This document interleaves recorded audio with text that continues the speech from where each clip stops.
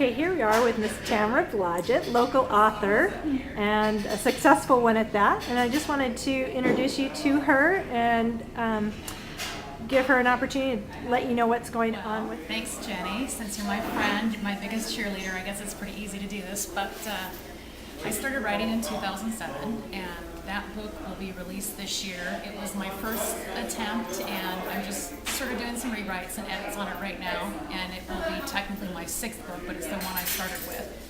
And so it will have come full circle with this publication.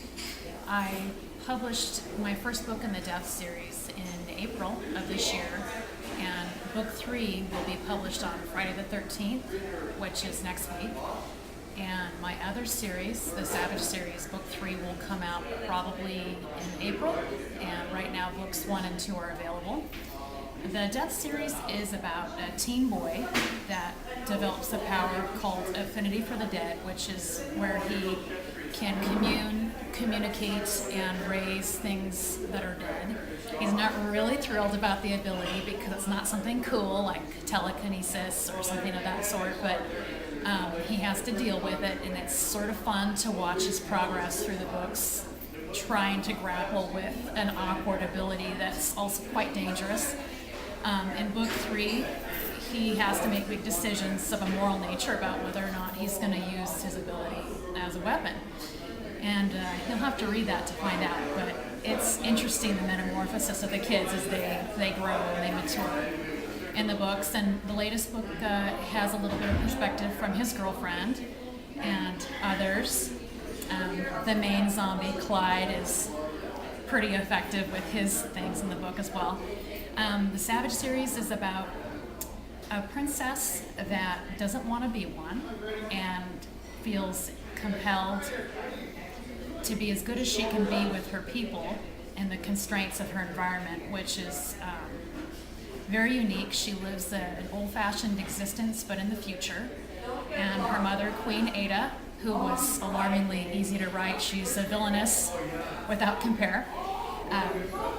She finds that she can't be a steward to her people with a mother that doesn't like her. And that dysfunctional dynamic carries through the entire series. But then she also wants to be free from her sphere so that she no longer has to be forced to do things that she doesn't want to do, and ends up finding there's another people that she might be able to live amongst outside of the sphere. So it's about Clara, and Clara finding love and finding freedom, and human beings want liberty. So it's about liberation and love and perseverance amongst really hard challenges. So that's the Savage series. And Blood Singers is a whole nother situation, and I'll just wait until that's out to go on about that. Great. Oh, and I love my readers. Thank you so much. Now, Tamara, if folks want to see more about your book or books, where can they go to see them and see reviews about them, or read a little bit more to see if it's something they'd be interested in purchasing or seeing? I have a blog, and if you just use my whole name in the query search, Tamara Rose Blodgett, you can get to all my works, both present and what's already published and what will be published, without too much trouble.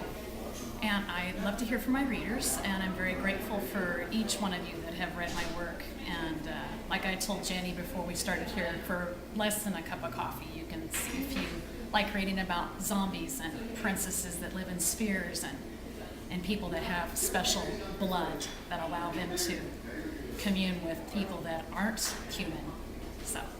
So I do have one more question. Okay. Where do you get your inspiration for your books? Because they are paranormal. You write, basically you focus towards teen readers, a young adult. Young adult, yeah. Yeah. What is your inspiration, and where does this come from? I don't really know. I spend a lot of time just daydreaming about the what if factor. And usually when I get an idea for a book, I get one idea and I think, oh, that's kind of interesting. And then it sits there and pings around in my head like pinball. And then another idea will come later and it will collide with that original idea, and then the book is there. And then I sit down and then I write, and then the next day I read what I wrote the prior day, and then I write the next scene, and then they just build. It's like Legos or something. I don't know. It's really hard to describe.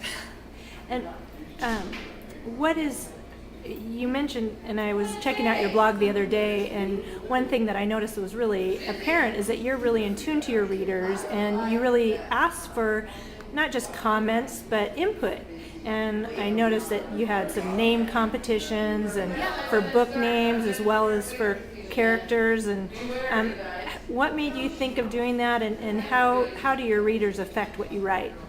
I've actually done some tailoring of my books, my future installments, based on reader suggestions and reader input. If they like or want to see more of something, I will definitely take that into consideration on my next book. And I have I have 4 boys, and so the POV for the male in Death Speaks and Screams and the whole Death series was really simple, because I was just robbing and stealing vernaculars from my own household, and the ones that I hear from the cool gaming community. You guys are out there, you're feeling me on that, but they always have really cool things to say, and I just stole all of that terminology, and it makes the Death series relevant until my last kid leaves, and then I won't be so relevant.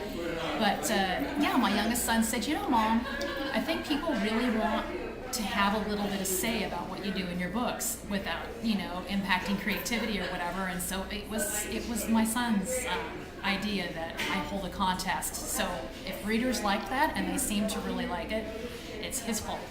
So he made it happen. Good. And you've found a lot of success. You're in the top 100 in certain categories and things like that for your books, for both series that are out. What would be your biggest tip? And I know you're new at this, but it's quite a big. Oh, there goes my phone. We're in a restaurant, so we're just winging it. What I wanted to say was, as a new author and having success and being in the top 100 in certain categories already at a very early stage in your process here, do you have any recommendations or advice to other people who want to write? I do. And how would you encourage them to move forward? Like everybody, well, I'm older, and a lot of the indies are under 30, and so they don't have as much of a learning curve because they're already very technologically savvy. And I had a big learning curve on learning how to format and all these different things that were aside from writing. But the biggest thing is that I wrote every day except one day a week, with the dream of being successful and producing and being ambitious, even when I was only selling a book a day.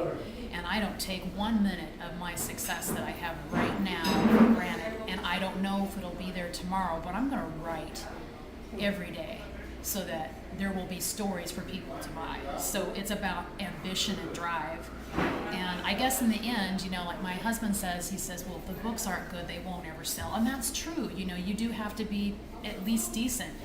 But nobody buys books unless they're there to buy. So for me, I write every day, whether sales are good or not, whether there's hope or not. I just write because I'm compelled to write.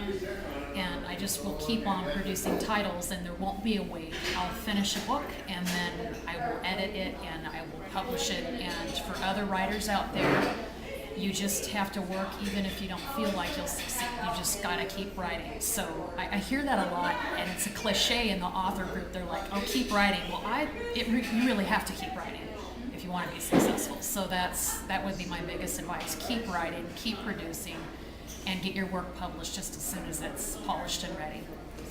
Well, thank you, Tamara, for taking this minute with me, and I'm just so Minute? glad and Many minutes? so proud of you that you've done what your heart's desire is, and that obviously the passion that you feel for your writing and for your subject is apparent in your work, and obviously is seeing great success. So, congratulations. Thanks.